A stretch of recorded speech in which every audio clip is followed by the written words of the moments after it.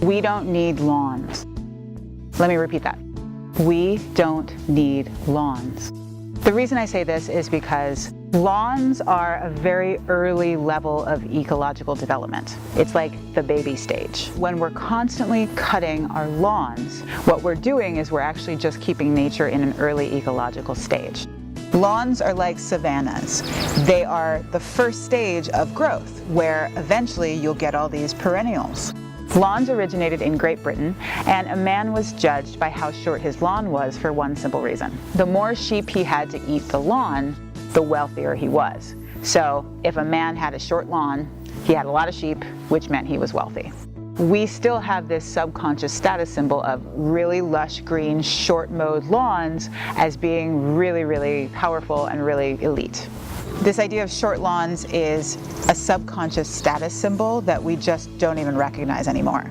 I'm reading this incredible book called Gaia's Garden by Toby Hemenway, who unfortunately just passed away.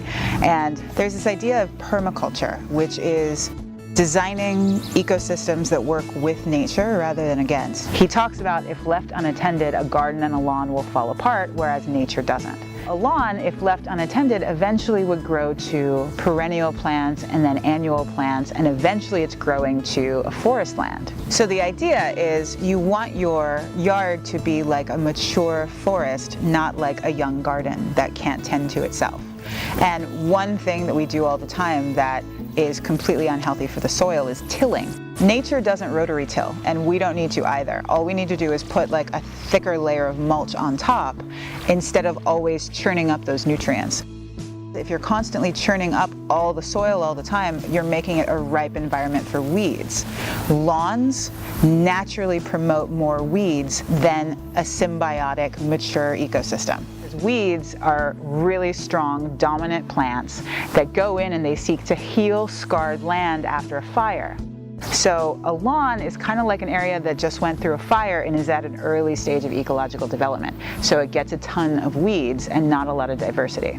The lawn that you see behind me is my backyard. I've been trying to reclaim the soil because when I moved in, it was super dry and clayey. And it's because there was a lawn there that they kept continually cutting and cutting and cutting. And so what I'm doing is I'm adding layers, adding leaves, adding mulch to rebuild the soil so that we can make it better for permaculture again. Lawns, to be honest, they don't allow anything but a place for people to sit and lounge. And yes, it feels really good to sit on a lawn. It feels good on your feet. Grass is really lovely. But the amount of chemicals and water that we're using on lawns is comparable to a similar size farm. The idea of permaculture is creating a dynamic system, not an unchanging one like a lawn or like these small little garden beds. This is Star. Actually, she loves the dirt too. So a lawn is an ecologically immature system which eventually would ripen into a shrubland or a woodland or a forest. But because we're constantly mowing it as an unconscious status symbol, we're keeping it in an early stage of development while sucking up a lot of resources and water.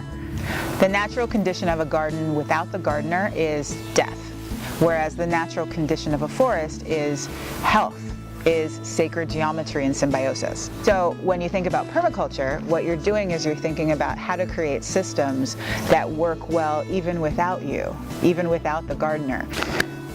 So let me know, what kind of garden do you want? Do you want to replace your lawn with something that actually is symbiotic? I want to hear from you. What's your ideal for your backyard? I'm Maya Lilly, and this is Gungho Eco.